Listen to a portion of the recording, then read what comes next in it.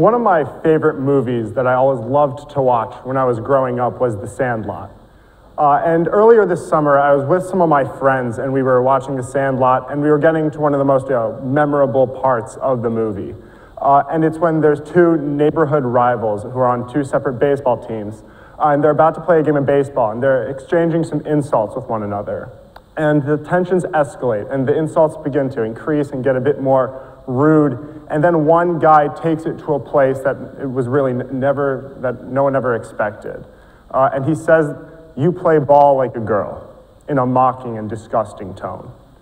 And the teammates that were surrounding them all stopped what they were doing, and they were perplexed because nobody had said such a repugnant, demoralizing, rude thing to another teammate before. And the other guy, or the recipient of the insult, beckons the other person forward and says, "What did you say?" Because being paralleled to a woman's athletic ability in sports is perhaps one of the biggest insults that someone could ever be told in this person's eyes. And so when I really first heard, when I was over this past summer, when I was watching this scene, I sort of sat back and I was in awe, because after having watched this movie time and time again, I hadn't noticed this deeply misogynistic, sexist, problematic statement that was made.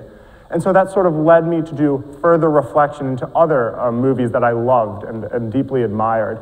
And I found disturbing flaws and gender biases. So for example, the James Bond films. James Bond was someone who I wanted to emulate as a kid. The Bond films were something that I would always look for in the movie theater. But when I did further research into the James Bond films, I found that, and it made sense to me, that he on a routine basis sexualizes and objectifies women and puts them in uncomfortable situations. And Lord of the Rings, one of my favorite movies of all time, has only one female character who has somewhat of a lead, and she is only looked at as a distraction to the protagonist. She's an obstacle in the hero's way. And so after I noticed these disturbing cinematic misogynistic problems, in cinema, these misogynistic themes, I realized that this is just a small microcosm of a society that has entrenched itself with gender bias and with misogyny. And so, ever since the first civilizations have been formed in the ancient Babylonian Empire, there's been a preference towards men. Women have been subjugated to men, they've been discriminated against, they haven't been able to hold positions of power. And as a result, there's been this persistent gap. There's been this discrimination against women that has persisted for years on end. And while many different marginalized demographics of people have seen equal treatment under the law, thanks to the 1979 campaign run by Phyllis Schlafly to start a movement to deny the Equal Rights Amendment from becoming law, women have not yet seen equal treatment under the law. And so this is something it's deeply disturbing. And so for example, just most recent statistics have indicated that women make 80.5 cents to every man's dollar. There are more CEOs in the S&P 1500 who are named David than there are women CEOs. Women comprise 19.4% of the House of Representatives in Washington, and they hold a mere 21 seats in the Senate. Getting access to contraceptives and reproductive health care is getting increasingly hard, as is the performance of abortions. And in only 3 of the 50 US states is there mandatory paid maternity leave. And these are just of the few statistics that indicate that there is an overwhelming problem that we have and that there needs to be swift action to prevent. However, there's still an indisputable stigma around identifying with feminism and being a supporter of gender equity. And that is predominantly due to the fact that right-wing media news outlets, politicians, media personnel, and spokesmen continue to claim that there isn't a problem of gender equity, or of gender inequity. They believe that we are on a society that has a level playing field for men and women already. And they have debunked that there is this gender pay gap by citing incredible statistics. For example, Ben Shapiro, who's a very outspoken conservative radio news talk show host, most recently said that there is no gender pay gap. In fact, there's a reverse gender pay gap, because a 2010 National Review article said that unmarried, childless women who are under 30 and who live in big cities make 8% more than men. Cortland Sykes, someone who's running for the Missouri U.S. Senate seat, most recently in an interview, when he was asked about his support for women's rights and feminism, he said, "Well, Chanel, my fiance, has told me to favor them, so I better. But Chanel knows that my obedience comes at a price, and it's a price that she likes to pay anyways. That price is that I will come home at 6 o'clock every single night to a home-cooked dinner made by her. And then one day I expect her to train our daughters to make home-cooked dinners and become traditional housewives and family wives." Donald Trump and his entire administration are riddled with sexual assault allegations and for putting women in inappropriate situations, or making them feel uncomfortable in situations, and have routinely denied that there is a gender pay gap and that we need to be supporters of gender equity solely because there already is an equitable environment. And these notions are not only false, but they have significantly impeded legislative victories for women, such as the most recent Equal Rights Amendment, the failure for it to pass. Now, I first learned about feminism and what it means to be a feminist in my AP US history class in 10th grade. We were doing a research project, and everyone could pick their subject, and I decided to learn about Elizabeth Cady Stanton and Susan B. Anthony and the first wave feminist movement and the Seneca Falls Convention that took place all the way back in 1848. And it was an incredible experience, and I loved getting to do all the research and learning about this important cause. But when I was doing further reflection into what I found to be so admirable about these two individuals, Stanton and Anthony, it was not just their moral and ethical values that I loved so much, but it was their refusal to conform to what was unjust when facing immense, incredible societal pressure. It was their refusal to conform to what was unjust.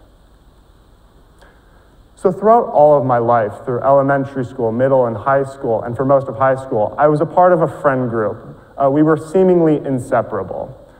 We would go on vacations with one another. We would go to baseball, football, basketball games, have sleepovers. We would spend every waking minute outside of school with one another. And while it was fun for some time, I recognized that my true values, my moral values, and my thoughts on incredibly important issues such as feminism and why we need gender equity were being cloaked, because this friend group would routinely sexualize and objectify women, talk about why there is female inferiority, and so on. And I felt like I was not able to express my true opinions on this matter. And as we got older, this toxicity only exacerbated, and I felt myself getting put in more and more uncomfortable situations where I couldn't truly express myself.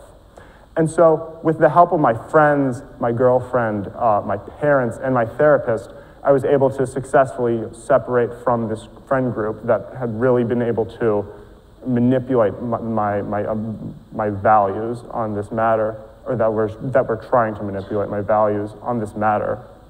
And once I was able to separate myself, it was one of the most liberating feelings of my life. For the first time ever, I could truly talk about feminism the way that I saw it. I could preach for gender equity, and I could encourage other people to become feminists.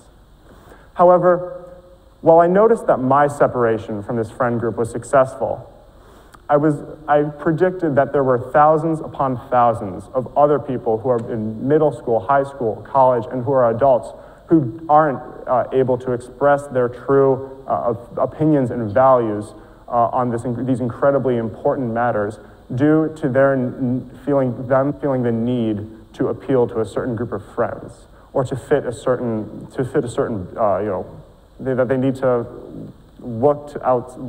people need to look at them a certain way.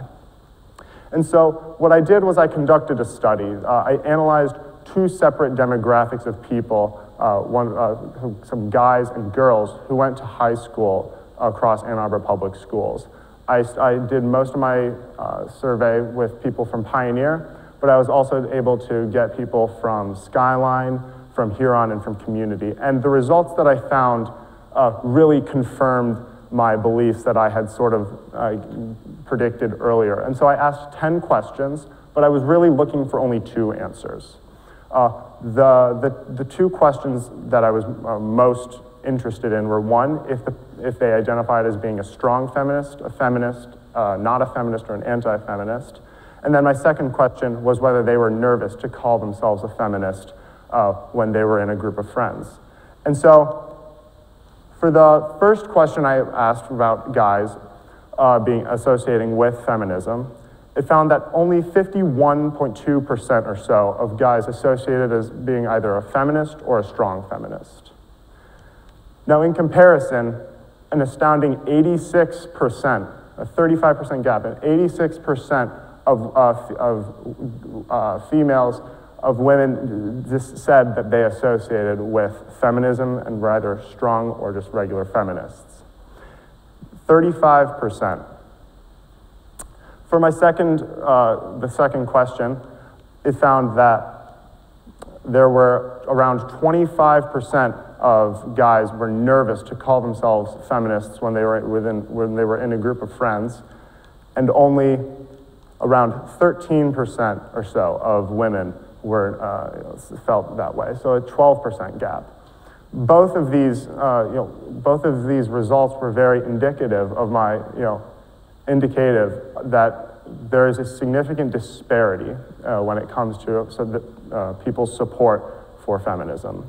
That there's a disproportionate amount of women who support feminism in comparison to men. And this deeply troubled me, because this shouldn't be an issue that it should be up for debate. It seems like a very simple a belief that everyone, regardless if they're a man or a woman, should have an equal shot at assuming a high-profile position, should have an equal shot in the workforce, and that they shouldn't be put into inappropriate situations and then let the person who put them in that situation, not have any consequences for that individual. But yet, because of these very well-known these very well-known right-wing anti-feminist individuals, these people, this whole issue of gender equity has been continuing to not get the support that it needs. And I recognize that these people want to look at the people who are against their support for feminism. They want to look to someone, and they need to come to the realization that the issue of gender equity, that everyone should be put onto a level playing field, that is an issue that they don't need confirmation from someone on. That they should be able to make their own, that they should be able to formulate their own values and beliefs, and that they should refuse to conform to what is unjust. And once this is done, once both men and some women are able to, put this mantra into effect and formulate their own values and not look to politicians, members of the media, then I think we're going to see a much more equitable environment where men and women are put on an equal playing field. And once this is done, there will be tremendous economic and social benefits. There will be a closing of this gender pay gap, the 80.5%, or 80.5 cents every man's dollar, that will be drastically reduced. There will not be discrimination in the workforce. Women will not feel like they can assume incredible positions of power, and the world will benefit greatly as a result of it. But this can only be done if men can end their complacency to this incredibly important issue and refuse to conform to what is unjust. Thank you.